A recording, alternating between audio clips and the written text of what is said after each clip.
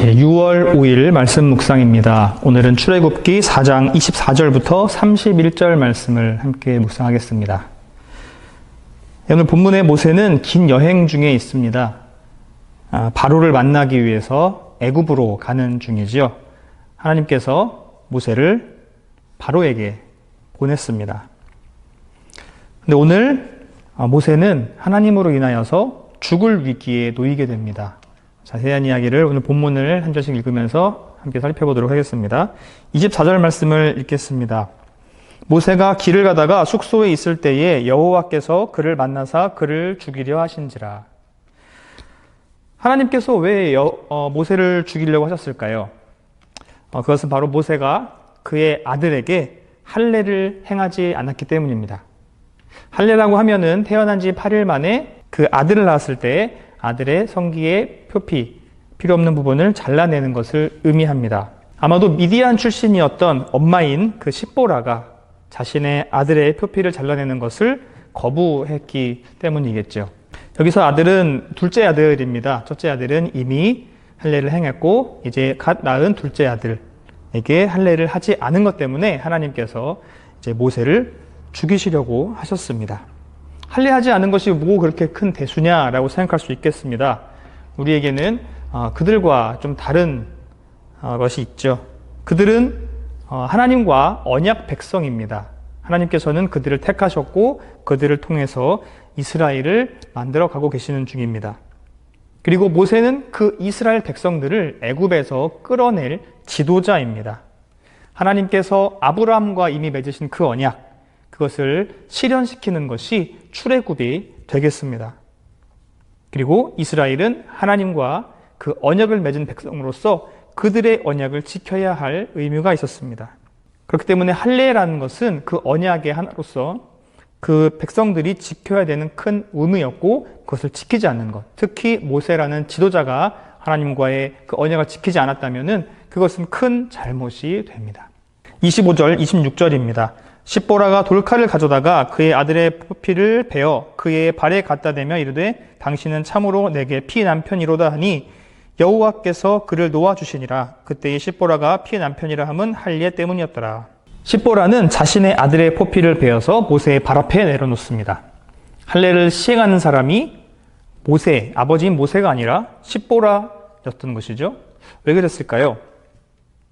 아마 예상하건대 모세가 생명의 위협을 느낄 정도로 큰 병에 걸렸었던 것 같습니다. 그래서 모세가 직접 하지 못하고 어머니인 십보라가 할례를 행했던 것 같습니다. 또한 어떤 의미가 있는지 하나 더 생각해 본다면 이 할례가 이스라엘 백성들에게, 히브리인들에게 어떤 의미인지를 미디안 사람인 십보라가 알게 하기 위해서, 얼마나 중요한 건지 알게 하기 위해서 이렇게 했을 수도 있겠습니다. 십보라는 모세를 피난편이라고 부릅니다. 피난편이란 의미가 여러 가지가 있겠지만 정확한 표현을 알 수는 없지만 아들의 피로 모세가 죽음을 면하게 되었기 때문에 그 피로 산 남편이라는 뜻으로 피난편이라는 표현을 하기도 합니다. 또는 피의 남편, 이렇게 아들의 피를 보게 하는 조롱 섞인 말로 하는 뜻일 수도 있겠습니다. 어찌됐든 그 피로 인해서 이제 모세는 목숨을 구하게 되고 하나님께서는 그를 놓아주십니다. 놓아주신다는 표현은 다시 말하면 치료해 주셨다라는 표현이 되겠습니다. 27절, 28절을 읽습니다. 여호와께서 아론에게 이르시되 광야에 가서 모세를 맞으라 하시매 그가 가서 하나님의 산에서 모세를 만나 그에게 입맞추니 모세가 여호와께서 자기에게 분부하여 보내신 모든 말씀과 여호와께서 자기에게 명령하신 모든 이적을 아론에게 알리니라. 모세를 애굽으로 보내신 하나님은 또한 아론에게 그를 마중나가게 하십니다. 하나님께서는 모세 한 사람만을 집중하지 않으시고 모세 한 사람으로만 일하지 않으십니다.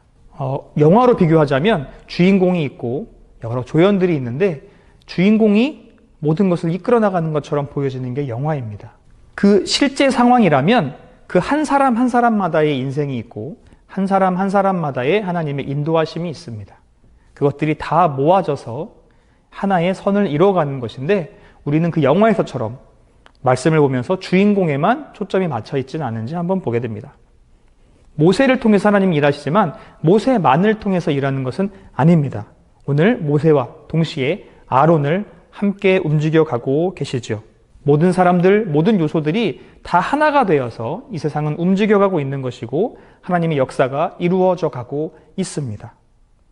그래서 큰 사람이건 작은 사람이건 다 각자의 자리에서 하나님의 쓰임을 받는 도구입니다. 오늘 아론은 하나님의 산, 즉 신의 산에서 하나님이 부르셔서 모세를 만나게 됩니다. 이 신의 산은 모세가 소명을 받은 산이기도 하고요. 그리고 차후에 이곳에서 율법을 받는 산이기도 합니다. 이 하나님의 산, 신의 산에서 이제 모세는 아론에게 여호와 하나님의 명령과 그분이 하신 일들을 이야기해 줍니다. 요즘식으로 말하면 전도여행을 갔다 와서 비전을 공유하듯이 그렇게 함께 내가 느낀 하나님, 내가 만난 하나님, 그리고 하나님이 주신 음성, 이것들을 아론에게 공유해 줍니다.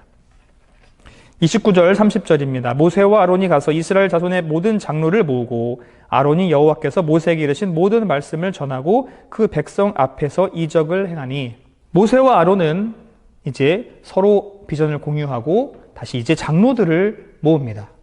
장로들이라 하면 그 각자 가문의 어른들을 말하죠. 지금 이스라엘 사람들은 비록 애굽에서 노예살이를 하고 있으나 그들의 조직과 질서는 무너지지 않았음을 볼 수 있습니다. 노예살이하는 그들이 그들의 장로들을 통해서 질서가 유지되고 있었다는 것, 참 그들에게는 하나님이 계획하심과 이끄심이 있다는 것을 다시 한번 생각할 수 있게 되는데요.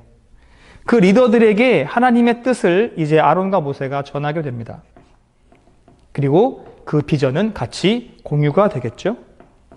그 리더들과 마음을 합쳐서 한 마음이 되어야만 하나님께서 원하시는 그 출애굽을 할 수 있었기 때문입니다. 모세 한 사람이 아닙니다. 모세와 아론이 하는 것이 아닙니다. 모세와 아론과 그 많은 장로들이 함께 힘을 합쳐서 그 많은 백성들을 이끌어 나가는 리더가 되고 있는 것입니다. 출애굽은 모세의 계획이 아니었습니다. 하나님의 계획이었습니다. 40년 만에 나타난 모세입니다. 그 모세는 이스라엘 백성들에게 존경받는 인물이 아니었습니다. 그러나 모세가 요청하는 것에 의해서 장로들이 응하였다는 것만이라도 참 큰 기적인 것 같습니다. 그들에게 모세가 아론이 비전을 공유했을 때 그들이 받아들인 것도 참 큰 기적이 아닐 수 없습니다. 사람이 한 일이 아니고 하나님이 하셨기 때문이죠. 그래서 이들을 통하여서 그 위대한 출애굽이 이루어지게 됩니다. 아론은 그들에게 하나님의 뜻을 말하여 줍니다. 모세를 대신해서 전해주고, 그리고 또한 이적을 보입니다. 모세가 보인 것이 아니라 아론이 이적을 보입니다. 이 뱀 이적, 손 이적, 이것이 분명 하나님께서는 모세에게 보이라고 말했는데 아론이 행하고 있다는 겁니다. 아론은 모세의 대언자였습니다. 하나님이 그렇게 세워주셨죠. 그리고 또한 기사와 이적도 모세를 대신해서 아론이 대행자로 행하고 있습니다. 하나님의 능력이 모세에게만 임한 것이 아니라는 것이죠. 함께 동역하는 아론에게도 함께 있는 것입니다. 위대한 모세가 아니라 위대한 하나님의 능력을 받은 모세, 그리고 또한 함께 동역하는 아론. 모세와 아론뿐이겠습니까? 그 하나님의 능력이 또 많은 장로들과 백성들에게 임했을 것입니다. 31절입니다. 백성이 믿으며 여호와께서 이스라엘 자손을 찾으시고 그들의 고난을 살피셨다 함을 듣고 머리 숙여 경배하였더라. 진행이 굉장히 순조롭게 되고 있습니다. 어떻게 진행됐는지 자세한 내용을 알 수는 없지만 굵직굵직한 내용을 봤을 때는 잘 진행이 되고 있습니다. 이 장로들이 모여서 모세와 함께 아론이 전한 하나님의 뜻을 받아들입니다. 그리고 그가 행한 이적을 통해서 마음을 열게 되지요. 그들은 하나님이 이스라엘의 고난을 살피시는 분, 지금까지 계속 살피고 계신 분, 그런 분이라는 것을 다시 한번 생각하게 되었습니다. 하나님은 그들을 늘 지켜보고 계신 것이죠. 그들은 잠시 하나님을 잊었을 수도 있으나 하나님은 변함없이 한순간도 빠짐없이 그들을 보호하고 지켜보고 계셨습니다. 그들은 그 하나님의 은혜에 살피심에 감동하여서 이제 하나님을 경배하게 됩니다. 이스라엘은 하나님의 권위를 인정했습니다. 그리고 그분의 은혜를 체험했습니다. 그렇기 때문에 하나님을 찬양하고 예배할 수 있었습니다. 반대로 생각해 보면 여호와의 권위를 인정하지 않는 사람, 그 사람은 하나님을 예배하기가 어려운 사람입니다. 하나님의 은혜를 체험해 보지 못한 사람, 그 사람도 하나님께 머리 숙여 경배하기 어려운 사람입니다. 다시 말해서 하나님을 모르는 사람은 하나님을 높여드릴 수가 없습니다. 그분이 어떤 분인지, 나에게 어떤 일을 하셨는지 알지 못하는 사람도 찬양할 수 없습니다. 그래서 이 원리는 오늘을 살아가는 우리에게도 똑같이 적용이 됩니다. 한번 생각해 보겠습니다. 나는 하나님이 누구인지 알고 있는가? 나는 하나님이 나에게 어떠한 은혜를 끼쳤는지 알고 있는가? 우리의 창조주이신 그리고 나를 만드신 하나님이 어떤 분인지 우리가 더욱더 알아가야 하겠습니다. 그분의 위대하심과 광대하심과 사랑하심과 자비로우심과 공의로우심이 그분을 알면 알수록 우리를 더욱 겸손하게 만들 것입니다. 겸손해지면 겸손해질수록 하나님을 높일 수밖에 없는 것이 당연한 이치입니다. 만약에 하나님을 높여드리고 찬양하고 싶지만 그것이 잘 안 된다면 우리의 모습을 잠깐 돌아보았으면 좋겠습니다. 내가 겸손을 잃어버린 것이 아닌가? 하나님의 뜻보다 내 뜻이 더 중요하고 그것을 더 내가 많이 생각하고 있는 것이 아닌가? 성령님이 인도하심보다 내가 더 앞서가고 있는 것은 아닌가? 우리의 삶을 점검해 봤을 때 우리의 모습에서 겸손이 발견되지 않는다면 이 시간 다시 한번 회개하고 하나님께 겸손한 마음을 달라고 기도했으면 좋겠습니다. 우리에게 이 겸손이 있을 때 그분께서 나에게 행하신 그 수많은 은혜들을 바르게 볼 수 있을 것입니다. 당연하다고 느꼈던 나에게 일어났던 그 많은 일들들, 그리고 모두 다 하나님의 은혜라고 생각했지만 우리가 마음으로 깨닫지 않고 생각으로만 했던 그 생각들, 그것이 온전하게 하나님의 은혜인 것이고 하나님이 그만큼 위대하시고 우리는 더욱더 겸손해야 된다고 우리에게 계속해서 말하고 있습니다. 우리가 그것을 깨달으면 깨달을수록 하나님께 감사할 수 있을 것이고 자연스럽게 하나님을 찬양할 수 있을 것입니다. 예배하는 자리에 우리가 억지로 나오지 않아도 우리는 늘 하나님을 예배하게 될 것입니다. 모든 것이 주님의 은혜입니다. 오늘 우리가 살아도 우리의 공로가 하나 없는 하나님의 전적인 은혜 안에 살아가고 있는 것을 고백해야 합니다.